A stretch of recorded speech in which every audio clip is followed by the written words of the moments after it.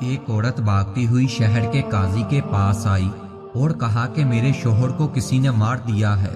قاضی نے دیکھا کہ اس عورت کی سانس پھولی ہوئی تھی اور پسینے میں شرابور تھی۔ قاضی نے اس عورت سے پوچھا قتل کے وقت گھر پر کون کون تھا؟ مقتول کی بیوی نے کہا کہ قتل کے وقت گھر میں ہم 5 لوگ موجود تھے۔ پہلا گھر کا چوکیدار، دوسرا پودوں کو پانی دینے والا یعنی کہ مالی، تیسرا میرے شوہر کا دوست، ان کے علاوہ میں اور میری ملازمہ بھی گھر پر موجود تھی۔ قاضی نے سب کو عدالت میں طلب کیا۔ جب سب لوگ قاضی کے پاس پہنچ گئے تو قاضی نے ہر ایک کو الگ الگ کمروں میں شفٹ کرا دیا اور اپنی تفتیش شروع کر دی، مگر اس طریقے سے وہ مجرم کو سمجھنے میں مکمل طور پر ناکام ہو گیا۔ اس کے بعد قاضی نے کہا کہ 5 بکریاں عدالت میں حاضر کی جائیں جن کا رنگ اور وزن ایک جیسا ہو۔ قاضی نے ہر ایک ممبر کو ایک بکری دیتے ہوئے کہا کہ 1 مہینے بعد اسی بکری کے ساتھ واپس آنا۔ جس کی بکری سب سے زیادہ کمزور ہوگی وہی اصل قاتل تصور کیا جائے گا۔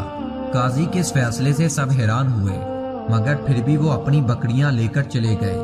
1 مہینے بعد 5 اپنی اپنی بکریاں لے کر واپس قاضی کے سامنے پیش ہوئے۔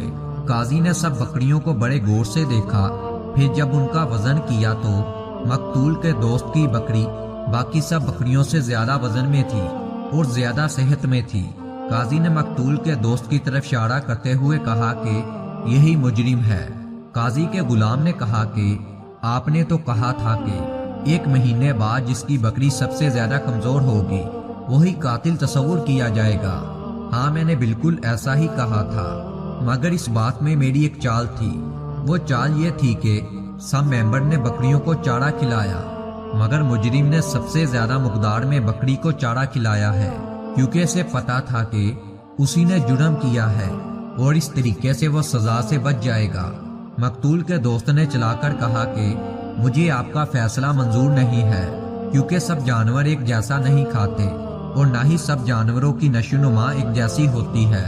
مجھے جو بکری دی گئی تھی وہ باقی بکریوں سے زیادہ کھاتی تھی اور اسی لیے وہ باقیوں سے زیادہ صحت مند ہے۔ قاضی نے اس کی بات سن کر دل میں سوچا کہ اس آدمی کی دلیل تو کافی مضبوط ہے۔ قاضی نے اکیلے میں مقتول کی بیوی سے پوچھا کہ تجھے کس پر شک ہے؟ اس کی بیوی نے کہا کہ مجھے گھر کے مالی پر شک ہے کہ اسی نے میرے شوہر کو قتل کر دیا ہے۔ اب قاضی نے اکیلے میں مالی سے کہا کہ مرحوم کی بیوی کو تم پر شک ہے کہ تم نے ہی اس کے شوہر کو مار دیا ہے۔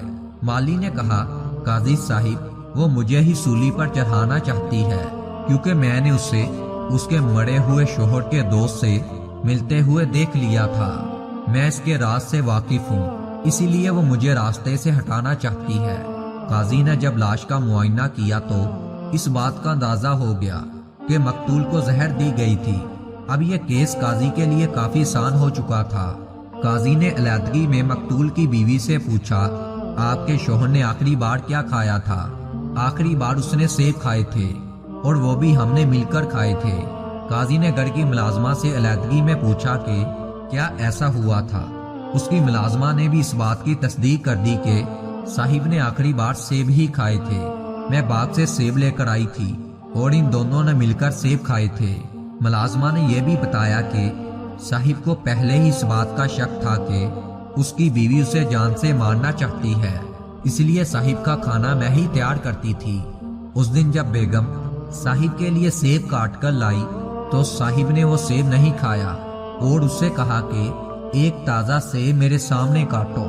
بیگم باورچی خانے سے چھری لے کر آئی اور ایک سیب کے 2 ٹکڑے کیے، آدھا اس نے صاحب کو دیا اور آدھا اس نے خود کھایا۔ مگر حیرت کی بات یہ تھی کہ صاحب ادھر ہی تڑپنے لگے، مگر بیگم کو کچھ بھی نہ ہوا۔ ملازمہ کی یہ بات سن کر قاضی سب سمجھ چکا تھا۔ قاضی نے فیصلہ سنا دیا کہ مقتول کی بیوی ہی اس کی اصل قاتل ہے۔ قاضی نے وہ چھری منگوائی جس سے سیب کاٹا گیا تھا تو پتہ چلا کہ اس چھری کا ایک حصہ زہر آلودہ ہے۔ جب اس کے شوہر نے کہا کہ میرے سامنے تازہ سیب کاٹو تو اس کی بیوی کچن میں چھری لینے گئی اور ادھر ہی اس نے چھری کی ایک سائیڈ پر زہر لگا لیا۔ جب سیب کاٹا تو شوہر کو وہ والا حصہ دیا جو زہر آلودہ ہو چکا تھا اور خود سیب کا دوسرا حصہ کھا لیا اور فیصلہ ہو گیا کہ بیوی نے ہی اپنے شوہر کا قتل کیا ہے۔